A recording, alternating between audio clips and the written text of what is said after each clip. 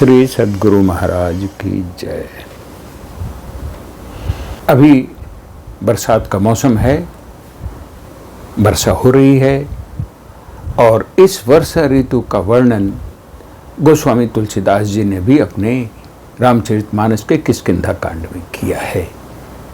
और कितने बेहतर तरीके से उन्होंने इसका वर्णन किया है। वर्षा का अवलंब लेकर के हमारे समाज में लोगों के स्वभाव के बारे में बताया है। वो आज भी हमारे लिए जानने योग्य है। वर्षा ऋतु के संदर्भ में रचित कुछ चौपाइयाँ मैं प्रस्तुत करता हूँ। दामिनी दमक रहन घन माही, खल के प्रीति जथा थिर नाही। इसका अर्थ हुआ कि बादलों में बिजली चमक कर लुप्त हो जाती है, जैसे दुष्ट व्यक्ति की प्रीति स्वार्थ की पूर्ति होने तक ही रहती है, स्थायी नहीं रहती, और वह भी बादलों में बिजली की चमक की तरह चली जाती है। बूंद अघात सहहि गिरि कैसे, खल के बचन संत सह जैसे।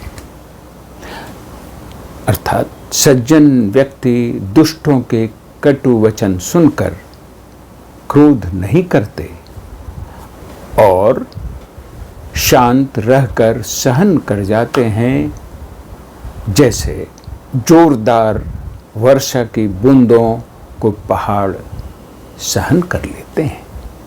अगला चौपाई सुनिए। बरखहि जलद भूमि नियराए, जथा नवहि बुद्ध विद्या पाए।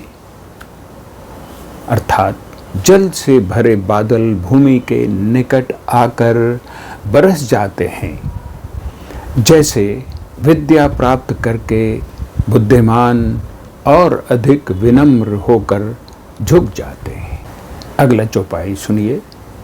क्षुद्र नदी भरी चली तोराई, जस थोरेहु धन खल इतराई। अर्थात वर्षा के जल से छोटी नदियों में जल्दी बाढ़ आ जाती है, जैसे क्षुद्र प्रकृति के व्यक्ति जरा सा धन पाते ही इतराने लगते हैं। अगली चौपाई सुनिए। हरित भूमि तृण संकुल, समुझि परहि नहीं पंथ, जिमि पाखंड बाधते गुप्त हो ही सदग्रंथ।